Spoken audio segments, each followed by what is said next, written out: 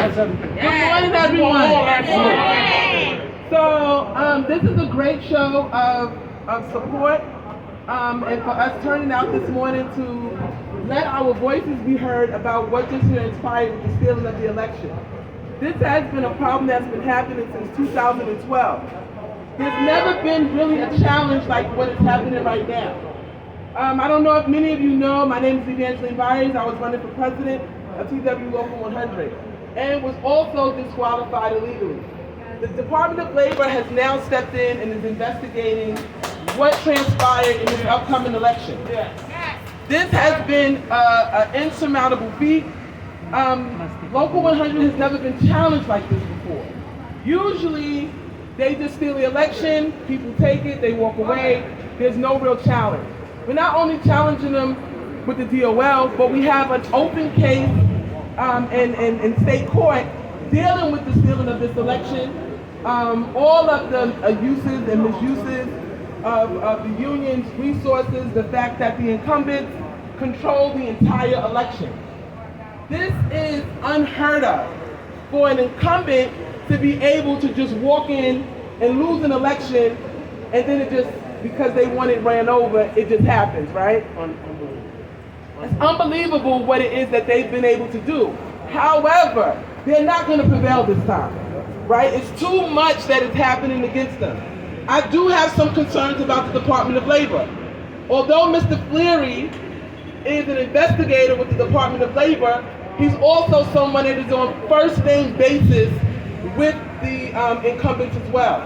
I met with him on Monday, and I'm concerned because he spoke about Yatano and everyone on a first name basis. Nobody was Mr. or Mr. He was spewing out their rhetoric, which showed me that there is some infiltration in that part as well, right? So we may even have to go as far as challenging the decision by the Solicitor General and to continue to keep pressure on. Understand that unions now used to be 37% of the workforce in the United States. It's now 6% and steadily on the decline.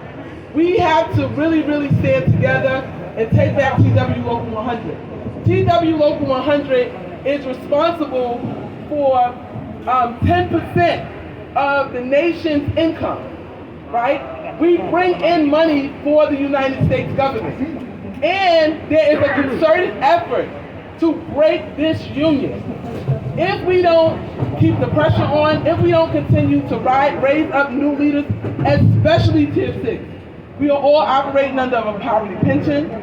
We will be the first people to retire in poverty, not based off of the money or the dollars that you earn, but off of your salary at 50%. So this is a really, really big issue. Our desire to run and to take office is not because we're power hungry or lusting. This is about our futures and our families. If you're going to have a career here at TW Local 100 and New York City Transit, it is imperative that when you go back to your depots, to your collective areas, that you spread the word to the membership and that we stay united and keep the pressure on. We cannot allow them to steal the election like this. We have to continue. So I just wanted to come out here and just let you know some of the things that are happening and transpiring, and that although the Department of Labor is investigating, we also have to watch what it is that they're doing and to ensure that we prevail. We're not taking no losses. This will not be another election where Tony Yatano just reigns because the election was stolen, right? We have a right to participate in our union as dues-paying members. Coming in, I just want to also just highlight this. Something big just happened with the flip in this union. The executive board is the supreme governing body of this union.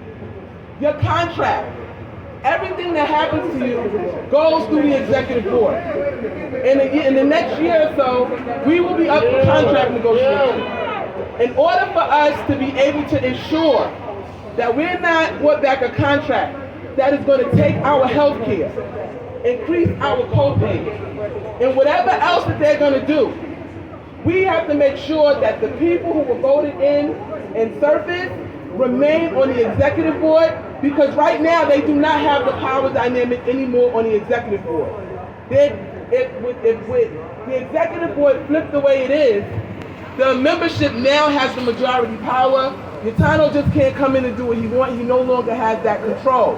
So we have to begin to also understand how our union functions and how each part functions. It's not just your chairs and vice chairs. That executive board is how you are protected contractually.